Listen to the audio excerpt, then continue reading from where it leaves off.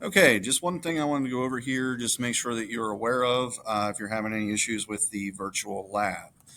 Um, so if you happen to take a look up here at the top, you notice that where it says there's 4 sections, click on those. This right here is where you drag to bring this down in order to see your time as well as your range. So when you click on the lab and come over to the tab for the horizontally launched, if I click on this, that changes the angle, which everything for the horizontally launched should be set at 0. You will change the height of the cannon by clicking here and dragging this up and down. You will also change the initial speed of the cannon by dragging this left or right. But as I take a look, what I want to investigate first, how does the height affect the time of flight? So I'm going to be changing the height by 3 meters each time, leaving that set at 15. So when I shoot the cannon, I want to drag this down, and I want to record the time that's in the box, 0.78.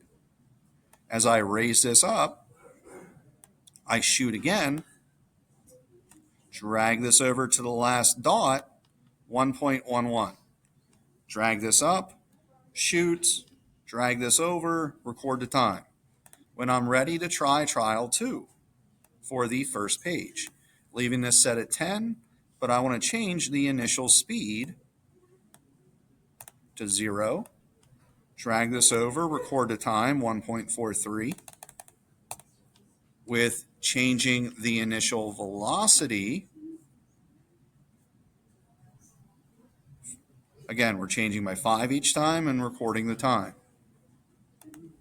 So if I shoot this again, drag this over, record the time, 1.43.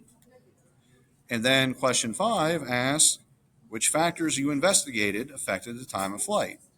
If raising the cannon affected the time it took to land, that's one of them. If changing initial speed affected the time to land, that affected it too. When you get ready to do the second page, you're looking at the range. And the range is your horizontal distance. Again, for trial 2, you'll be changing the same things again. You're changing the height above the ground. This would be set at 15. I want to hit fire. I'm recording the range, 11.73. Again, the range is your horizontal distance that you're recording in that box. When I have a height of 6, moving this up to 6, I'm shooting the cannon again, dragging this over. What's the range? The second tab on the second page, you're changing the initial speed, leaving the height at 10.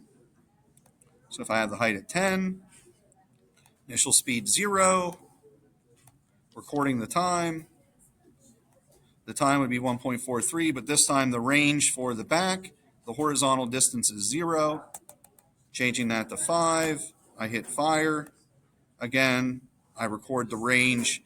It is 7.14. That's the parts that you use with the lab.